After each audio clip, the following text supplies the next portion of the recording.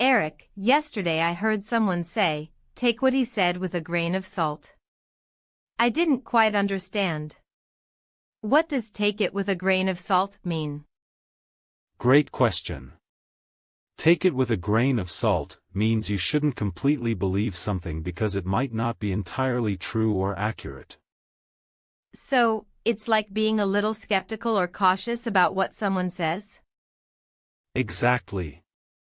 It's a way to remind yourself not to take information too seriously without checking it first. Interesting. Where does this phrase come from? It's believed to come from ancient times when people took small amounts of salt to help digest poison. So, a grain of salt means a small, cautious amount. Wow, that's fascinating. Can you give me some examples of how to use it? Sure. He tends to exaggerate, so take his stories with a grain of salt. The rumor about the company's bankruptcy should be taken with a grain of salt until confirmed. I read a review online, but I took it with a grain of salt because everyone's experience is different. That makes a lot of sense. Is this phrase formal or informal? It's mostly informal, used in everyday conversations, but it can also be used in semi-formal contexts. Good to know. How do I say it in Chinese naturally? Usually, people say, or, to express the same idea. Thanks, Eric. I'll remember to take things with a grain of salt when I hear rumors. That's smart.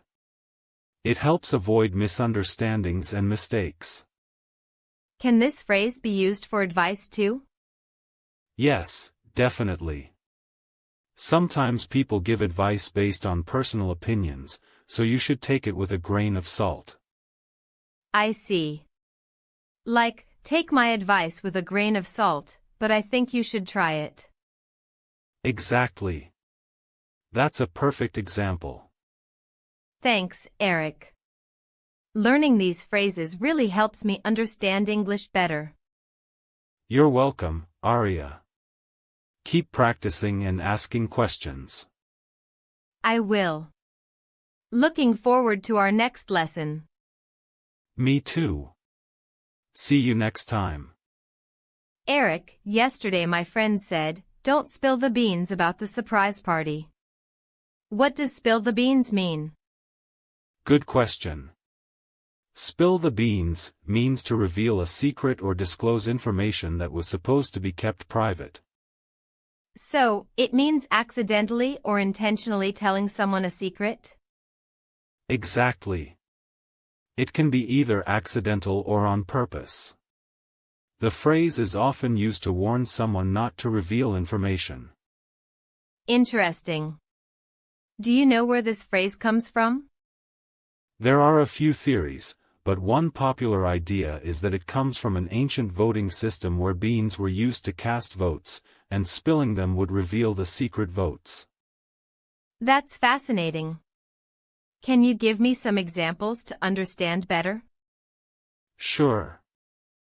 She accidentally spilled the beans about the new project before the meeting. We're planning a surprise party, so don't spill the beans to anyone. He finally spilled the beans and told us why he quit his job. Those examples really help. Is this phrase formal or informal? It's mostly informal and used in casual conversations. You wouldn't use it in very formal writing.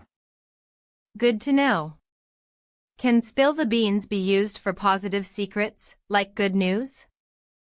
Yes, absolutely. It's not just for bad secrets. For example, you can say, she spilled the beans about the engagement. That's useful. Are there other similar phrases I should know? Sure. There's, let the cat out of the bag, which also means to reveal a secret accidentally or intentionally. Oh, I've heard that one too. So they mean almost the same thing? Yes, very similar. Sometimes one might be used more in certain regions or contexts, but they're interchangeable most of the time. That's great to know. Thanks for explaining all this, Eric. You're welcome, Aria. Let me know if you want to practice using these phrases in sentences. I definitely will. It helps me sound more natural in English. Exactly. Using idioms like these makes your English more fluent and interesting. I feel more confident now. Thanks again. Anytime, Aria. Keep up the great work. Eric, I keep hearing people say don't beat around the bush during conversations. What exactly does that mean? Great question. Beat around the bush means to avoid talking about the main topic or to talk about something in a roundabout way instead of being direct. So, it means someone is not being straightforward? Exactly. When someone is hesitant or uncomfortable, they might beat around the bush instead of addressing the issue clearly. Interesting. Where does this phrase come from? It dates back to hunting in Old England. Hunters would literally beat bushes to scare out birds, but if they beat around the bush, they avoided going straight to the target. That's a cool origin. Can you give me some example sentences? Sure. Stop beating around the bush and tell me what you really think. He kept beating around the bush instead of giving a clear answer. If you want to solve the problem, don't beat around the bush. That's very helpful. Is it considered rude to tell someone not to beat around the bush? It depends on the tone. If said politely, it's just encouraging directness. But if said harshly, it could sound rude. So, context and tone really matter. Exactly. Also, this phrase is more common in informal conversations. Can you use it in a business meeting? Yes, but usually with colleagues you know well. In very formal settings, people might say, "Please be direct," instead. That makes sense. Any advice on how to use this phrase naturally? Sure. Listen for moments when the conversation is too vague or unclear, then gently say, "Let's not beat around the bush." That sounds useful. Can you give an example dialogue using it? Of course. Here's a short one. Eric. Person B, come on, don't beat around the bush. What exactly do you want to say? A. That really helps me see how it's used. Great. Keep practicing and you'll get the hang of it. Thanks so much, Eric. These lessons are really improving my English. You're very welcome, Aria. I'm happy to help. Eric, I keep hearing people say I'm going to hit the sack at the end of the day. What does that mean exactly? Great question. Hit the sack is an informal way to say you're going to bed or going to sleep. Oh, so it means going to sleep? Is it commonly used? Yes, it's very common in everyday conversations, especially when people are tired. That's good to know. Where does this phrase come from?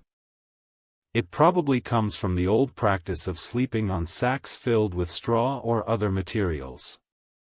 So, hitting the sack means going to lie down on your bed. Interesting. Can you give me some examples to understand better? Sure. I'm really tired tonight.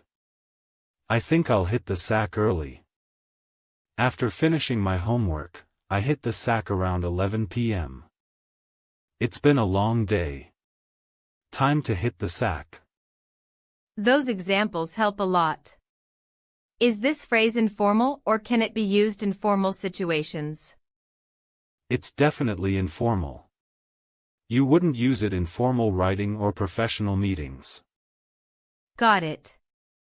Are there other similar expressions for going to sleep? Yes. For example, turn in, call it a night, and hit the hay are all informal ways to say going to sleep. I've heard call it a night before. Can you explain the differences? Sure. Call it a night means you decide to stop an activity and go home or rest, not necessarily just sleeping. Hit the hay is very similar to hit the sack, just another way of saying going to bed. That's helpful. Can you give me examples with these phrases? Of course. I'm tired, so I'm going to turn in early tonight. It's late, let's call it a night and finish the rest tomorrow. After the party, I was ready to hit the hay. Thanks, Eric. Now I have more ways to say I'm going to sleep. You're welcome. Using different expressions will make your English sound more natural. I appreciate your help. I'll try to use these phrases tonight. That's the spirit. Sleep well, Aria. Good night, Eric. Eric, yesterday I heard my coworker say, I'm feeling a bit under the weather today. What does under the weather mean exactly? Good question. Under the weather is a common idiom meaning someone is feeling sick or not well. So it doesn't mean literally being under the weather like rain or storm? Exactly. It's just an expression. It means feeling unwell, maybe a cold, headache, or just not your best. That makes sense. Do you know where this phrase comes from? It's believed to come from old nautical language.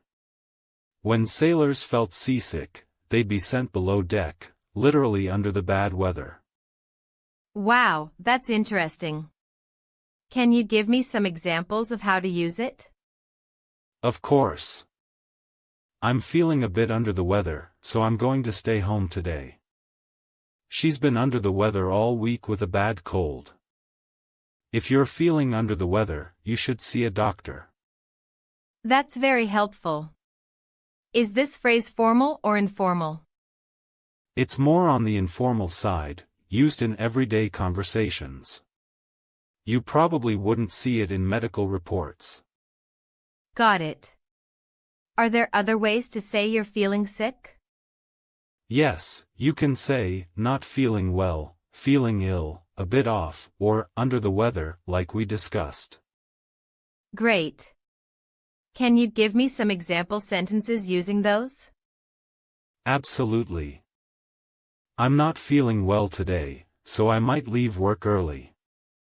He's feeling ill, so he won't join us for dinner.